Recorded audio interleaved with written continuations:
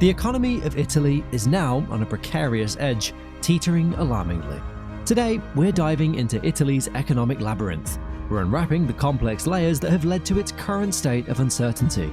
Keep watching to understand the potential domino effect of Italy's economy on both Europe and the global stage. Why is Italy's economy at such a critical juncture? And what economic factors are playing a role behind the scenes?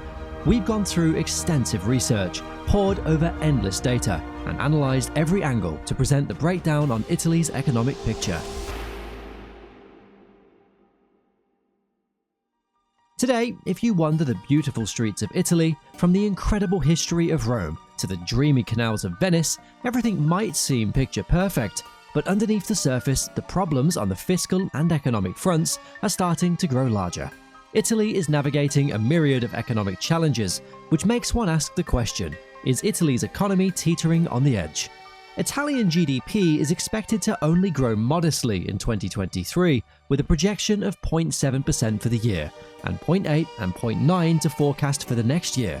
This growth, while modest, is heavily fueled by investments from the EU's Recovery and Resilience Facility. It signals a positive trajectory, but there are still plenty of concerns. Inflation just so happens to be one such pressing concern in recent times. Fortunately though, it's forecasted to reduce from just about 6% in 2023 to 2.3% by 2025. This anticipated fall in inflation, driven by falling energy prices, among other factors, offers some relief to the economy. But nonetheless, prices are still rising. Meanwhile, a significant concern remains Italy's public debt, which is projected to remain incredibly high, at around 145% of GDP by 2025. This level of debt is a persistent fiscal challenge for the country, and clearly is not going away anytime soon. Even now, it has economists and Italians both asking whether or not Italy could be headed for a debt crisis in the near future. Altogether, Italy's economy today is in a tricky spot, with pressure on leaders like Prime Minister Giorgia Meloni to find a way to right the ship. There's a hint of optimism with its recent modest growth, yet at the same time, high public debt and inflation loom heavy. To get the full picture of Italy's current economic state, let's rewind a bit, starting just after World War II. Understanding this rich and tumultuous history is a key to understanding Italy's economy today. Now, the 1950s and early 1960s were marked by the Italian economic miracle, which saw high growth rates driven by new industries, urban modernization, and a rapid rise in industrialization as workers across the country left the fields to go work in the factories. The late 60s and 70s brought numerous economic, political, and social challenges to Italy though.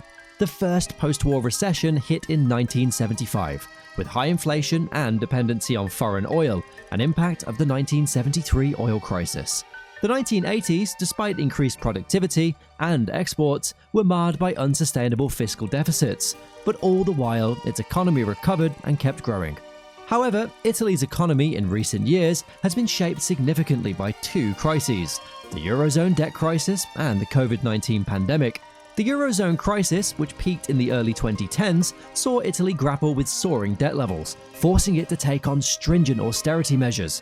Of course, all of Europe was hit hard, with GDP falling across every country in the EU and Eurozone. But Italy's economic resilience, in particular, was tested more than most.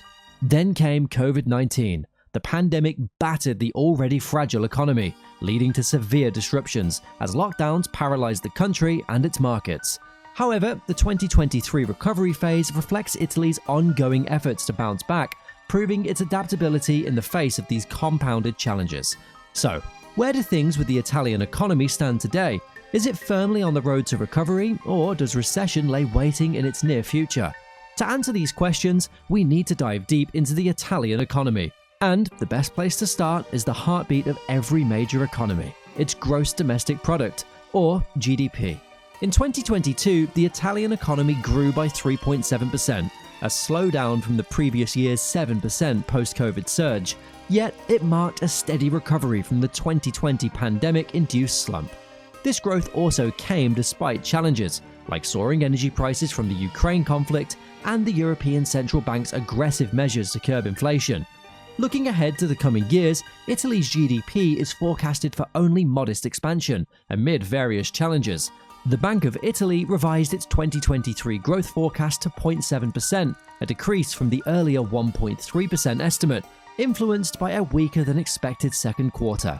The 2024 outlook is slightly brighter, but still cautious, with a predicted 0.8% growth, only a small adjustment from the previously anticipated 0.9%. Still, there are positive signs here too. Italy's GDP growth compared to pre-pandemic levels reveals a relatively strong recovery compared to its international peers. As of November 2023, Italy's real GDP has increased to 3.3% compared to where it was at the end of 2019, outperforming the Eurozone average of 3%. This also places Italy ahead of major economies like France and the UK, both at 1.8%, and significantly above Germany's minimal 0.3% increase. Italy's bounce back from the pandemic, better than most of its G7 peers, is certainly a welcome sign. Recent quarters tell a more uncertain story though. Third quarter growth saw a slight uptick of just 0.1%, marginally above previous estimates of no growth. This modest increase comes on the heels of a 0.4% contraction in the previous quarter. Altogether, Italy's GDP growth in recent quarters paints a picture of an economy treading cautiously, with the looming threat of stagnation at best, but recession at worst. While the growth of the Italian economy proceeds slowly, there may be an even bigger worry at hand, and that's debt. Italy's debt situation is a growing concern, with numbers reaching staggering heights. As of September, the national debt rose to 2.85 trillion, slightly up from August. Italy's debt has already been rising steadily over the decade, but the COVID-19 pandemic threw it into overdrive, as the government ramped up borrowing to keep the economy afloat. Even more concerning is Italy's debt-to-GDP ratio, a critical measure of fiscal health. As of the latest estimates, the ratio stood at 145%, up a tad from the previous quarter, and going in the wrong direction. This figure has soared since December 2007, when it was just 103.9%, hitting a record high of 159.6% in March 2021, during the depths of the COVID-19 economic crisis. To get an idea of just how serious that ratio is, let's again compare Italy to some of its peers. At the beginning of 2023, while the euro area's average government debt decreased to 91.2% of GDP and the EU's to 83.7%, Italy's ratio was far higher, at a staggering 143.5%. This places Italy second only to Greece, which recorded a ratio of 168.3%.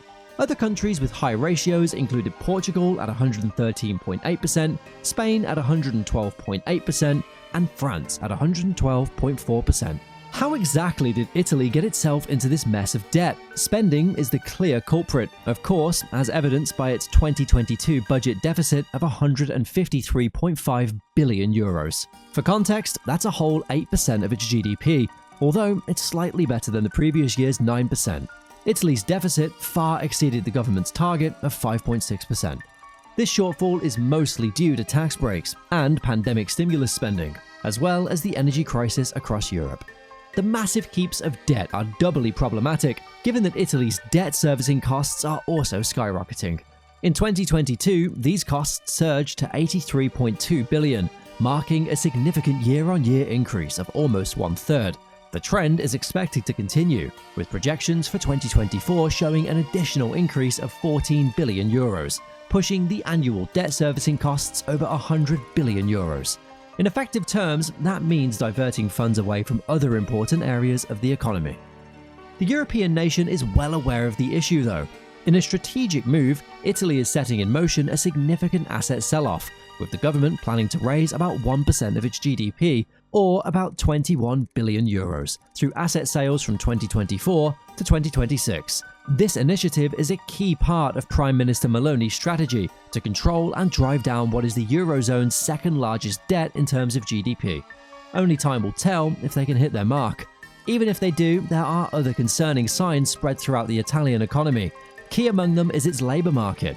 In October 2023, Italy's unemployment rate edged up to 7.8%, surpassing market expectations of 7.5%, and increasing from a rate of 7.6% in the previous month. In real numbers, this uptick in unemployment represents almost 45,000 more people out of work, bringing the current total to around 2 million. And the situation is far worse among young Italians. The youth unemployment rate for those aged 15 to 24 reached a concerning high of 24.7%. That's up from 23.2%, meaning younger job seekers are having an extremely hard time in the Italian job market. And even for those able to find work, the story of wages hasn't fared much better until recently. Italy, along with other high-income nations like Japan and Spain, has faced a persistent challenge of stagnant real wages over the past 3 decades. This stagnation means that even if normally wages have increased, the purchasing power of these wages hasn't significantly improved when adjusted for inflation. In Italy, the discrepancy between nominal and real wage growth is striking. From Q1 of 2022 to Q1 of 2023, nominal hourly wages saw a modest increase of 1.6%. However, when adjusting for inflation, real hourly wages actually fell by 7.3% during the same period. This largely tracks with the same trend since the onset of COVID-19. Since Q4 of 2019, real hourly wages for Italians have decreased by 7.5%. And speaking of inflation, like most countries these days, the Italian economy is no stranger to it. In 2022, during the height of the COVID-19 pandemic, the inflation rate stood at a peak of 8.74%. Since then, the situation has stabilized a bit. However, not without massive disruption in the meantime, which hit Italians where it hurts the most, their pasta. Oh yes, over the last few years, Italians have been feeling the pinch with soaring pasta prices, growing at twice the inflation rate. This even led to a proposed national pasta strike to protest the high costs during this past summer. Unsurprisingly, the spike in grocery prices was felt across Europe, reaching up to 17.5% across the Eurozone in March. This is in contrast to other advanced economies, like the US, Japan, and Canada, where food price increases have been much lower. However, the dust has cleared, and thankfully, inflation is once again falling across Europe, including Italy.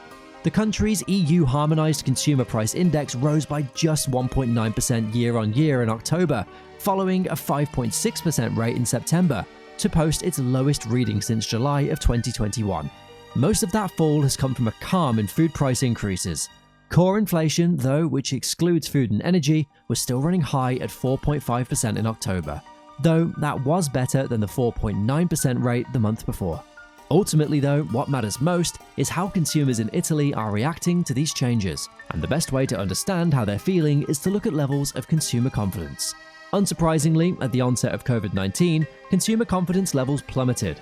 However, thanks to Italy's swift recovery, they rebounded to new highs in late 2021. That all changed in a hurry, though. As inflation set in, consumer confidence plummeted once again. Confidence did jump in the early part of 2023, but that wasn't long-lasted, and it is yet to reach pre-COVID levels. More recently, Italian business and consumer morale continue to fall. Business morale in particular, which looks at the manufacturing, retail, construction, and services sectors, fell to 104.9 in September, compared with August's reading of 106.7, hitting its lowest level since October last year. Another way to understand the Italian economy is by how consumers are actually spending. Consumer spending in Italy increased to 264 billion euros in the third quarter of 2023, up slightly from the 262 billion in the second quarter. Still, this means spending levels have only just returned to their pre-COVID levels, indicating consumers have been cautious. But looking ahead, spending is expected to continue rising, a cautiously optimistic forecast that suggests a slow but steady revival of consumer confidence and spending in the Italian economy. However, there are two more important factors to look at with regard to consumers, and that's their savings and debt. And Italians are saving less than just about any time in recent history. The household saving rate in Italy has seen a sharp decline, dropping to 6.3% in the second quarter of 2023, a long fall from the high of 19.6% during the COVID-19 pandemic in 2020. That's also far below the average saving rate of 10.33% since 1999. It's also important to note that the current rate sits notably below pre-pandemic levels, a bad sign for how things are going for Italian families day to day. And then there's the household debt. Here, though, there's a bright spot for Italian households. Compared to their European peers, their debt load is far lower and more manageable. As a percentage of their disposable income, Italians' debt load is about 78%. Not nothing, of course, but it's a far cry from the high levels of countries like the Netherlands or the UK. When compared to GDP, as opposed to income, the overall picture is somewhat similar. Household debt in Italy decreased to 40.8% of GDP in the first quarter of 2023, down from 41.7% in the fourth quarter of 2022. The ratio of household debt to GDP has been trending on the right path since about 2010, but of course hit a stumbling block in 2020. Italians have begun to right the ship though, as the level continues to fall over the year. Okay, so for Italian consumers, the economy is a bit of a mixed bag. Inflation is falling, and indebtedness isn't a huge problem, but saving and spending remained low as real wages stagnate. Yet, for others, like the Italian stock market, everything is going swimmingly. Italian stocks, particularly Milan's FTSE MIB index, has been booming, hitting its highest level since June 2008. This surge, amounting to nearly 26% year-to-date, follows Moody's upgrade of Italian's debt outlook to stable. On the international side, things are also trending in the right direction, as Italy's trade surplus hit a near two-year high of 7.5 billion euros this March. A key factor? A significant cut in gas imports from Russia, which contributed almost a third of the decline in imports. Exports, despite a slowdown, grew by 4.7% in the same time, driven by robust sales of machinery and vehicles to countries outside the EU, like the US and Germany. Meanwhile, revenue from tourism is also on the up and up, reaching an all-time high of 7.4 billion euros over the summer of 2023. When you control for seasonal variation, it's clear that tourism revenue has once again reached and finally surpassed its pre-COVID levels, recovering swiftly from the pandemic's disruption to travel. Much of the recovery in tourism comes from Americans, eager to spend their dollars after being cooped up for years during the pandemic, and their return has been a huge boon to hotels and restaurants, which suffered under COVID-19 restrictions. Tourists also bring a lot of pent-up buying power, as US tourists in Italy spend 74% more in tax-free indulgences in the first 3 months of the year, compared with the same period of 2019. Still, as much as the boost from tourism may help, plenty of questions remain for the Italian economy as a whole. As it stands, it just narrowly avoided recession this fall, as low wage growth and high inflation have eroded real incomes, financial conditions have tightened, and most of the fiscal support related to the energy crisis have been withdrawn. Even the projected decline of inflation and the uptick in public investment relation to New Generation EU (NGEU) funds will only partially offset these headwinds.